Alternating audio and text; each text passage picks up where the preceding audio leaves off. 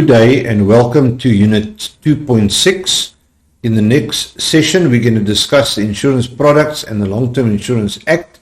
And in this session, we will specifically concentrate on the reinsurance policies.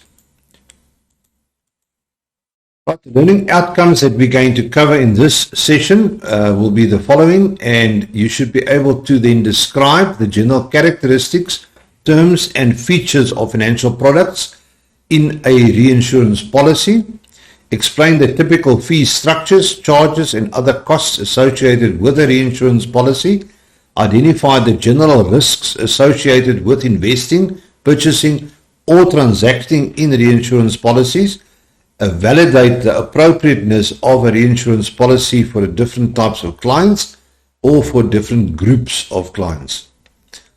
Right, on the next slide, we are going to discuss the definition of a reinsurance policy.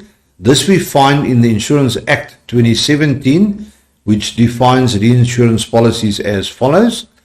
A reinsurance policy means in respect of a registered insurer, a reinsurance policy in respect of a long-term policy, and B, in respect of a licensed insurer, a life insurance policy written under the reinsurance class of life insurance business as set out in Table 1 of Schedule 2 of the Insurance Act.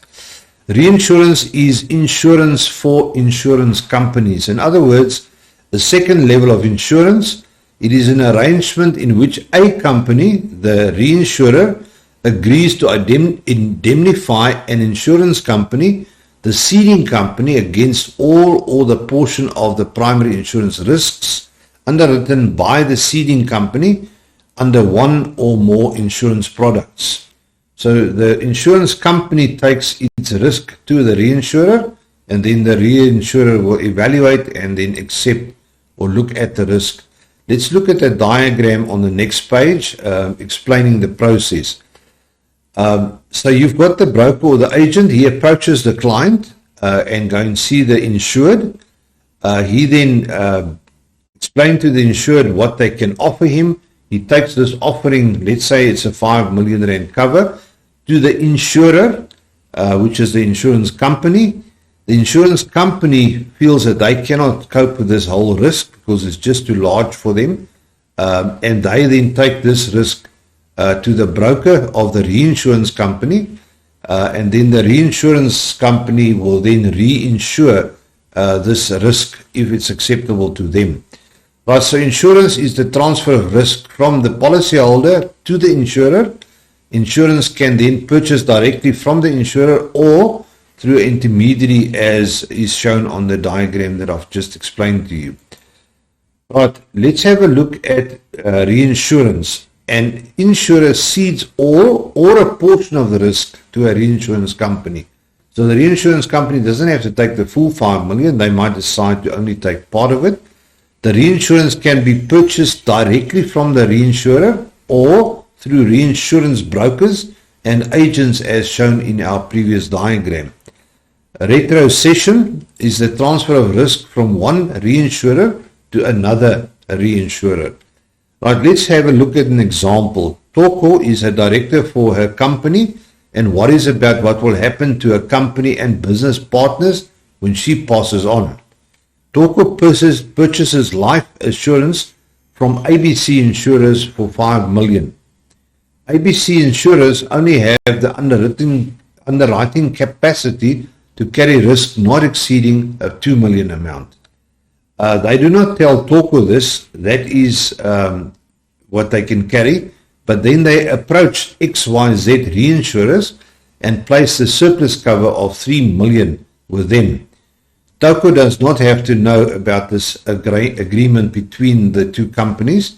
In the event of a claim, XYZ will then pay the portion that was ceded to them, and ABC insurers will then pay Toko a full claim of, in this case, 5 million. Right, what is the role of the reinsurer? Number one, it's to transfer risk. Insurance companies can issue policies with higher limits due to some of the risk being offset by a reinsurer. It creates financial stability. The income of insurance companies can be more predictable by transferring highly risky insurance liabilities to reinsurers to absorb potential large losses. It keeps less capital at hand.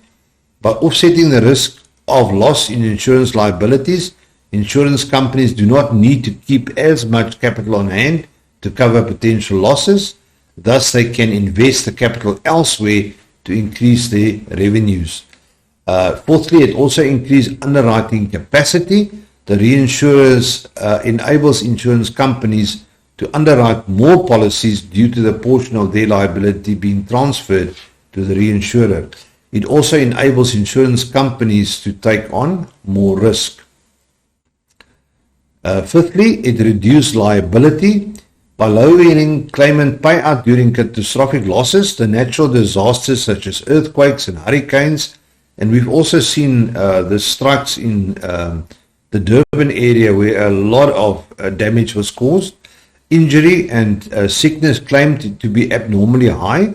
In such cases, an insurance company can potentially go bankrupt by having to issue payments to all their claimants. By shifting part of the insurance liabilities to reinsurers, insurance companies can remain afloat in such extreme events. Increased capital.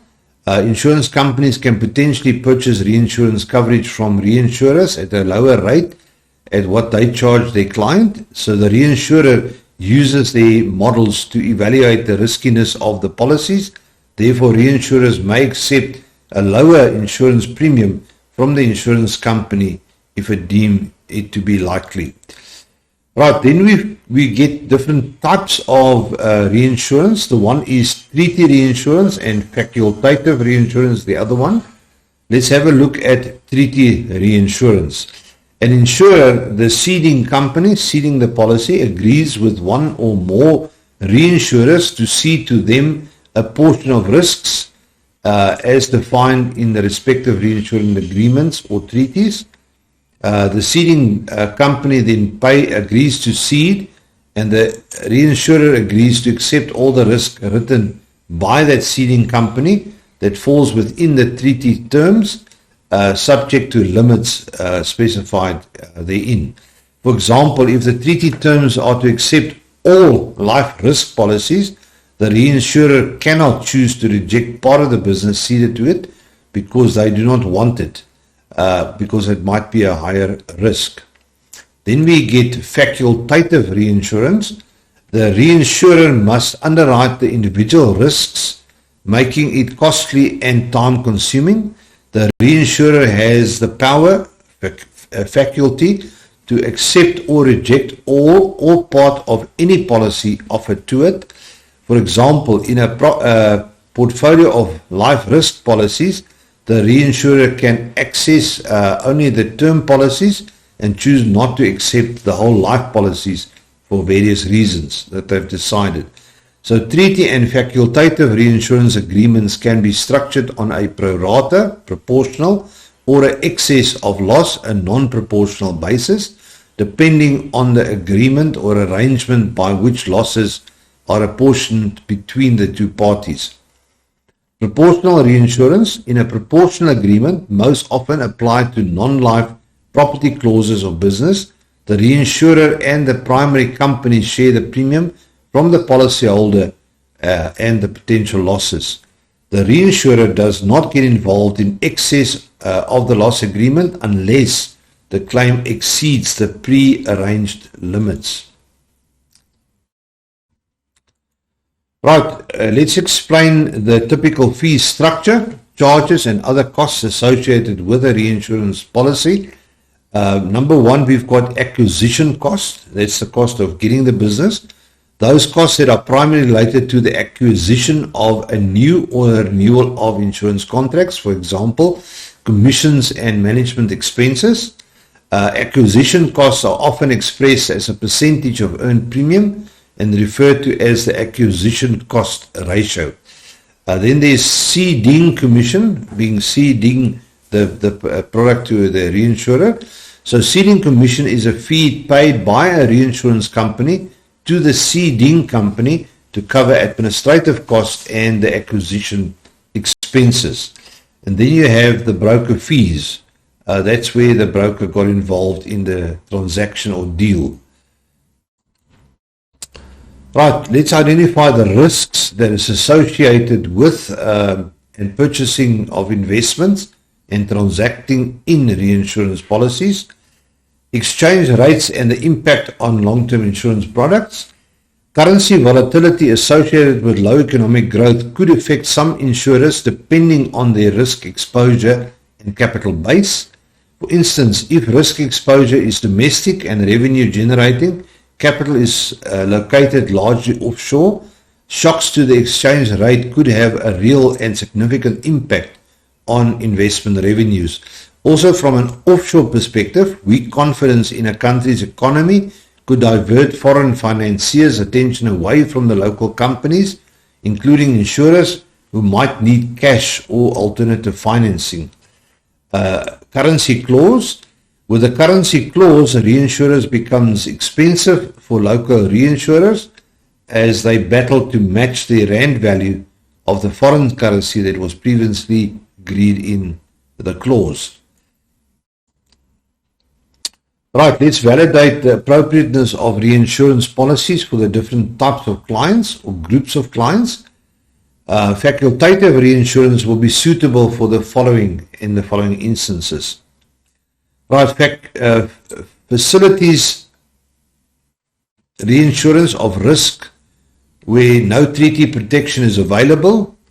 It facilitates a reduction in exposure to risk where a higher degree of hazard than normal exists. It facilitates capacity where the volume of business does not justify treaty assurance arrangements. For example, where there are new lines of business that are written. It facilitates specialist technical assurance assistance from other office because when you phone the reinsurer, they might give you more insight into the risk being underwritten. It facilitates fronting of risks when the insurance company is ceding 100% of the risk to the reinsurer because it cannot insure the risk on its own account. The risk could be just too hazardous for the company. And where the insurer has either accepted the entire risk in error or cannot withdraw his share. Right, let's have a look at the appropriateness of reinsurers for different clients and types of groups. When we use treaty reinsurance, when looking for an administrative cheaper reinsurance placement method, or when you want to cut on time, as facultative reinsurance tend to be time consuming since risks are placed individually, and if you seek a plan that pays a higher commission. Right, other factors that we can take into consideration when deciding the need for reinsurance are as follows. Exposure of the portfolio to catastrophic risks like emerging diseases, size of the company, number of lines that a business writes. Insurers expanding into new geographical regions often use reinsurance, and insurers exiting markets or lines of business, and then regulatory and rating agents considerations. So this concludes our session on reinsurance. In the next session, we will discuss the Long-Term Insurance Act. So see you in the next session. Thank you for attending this one.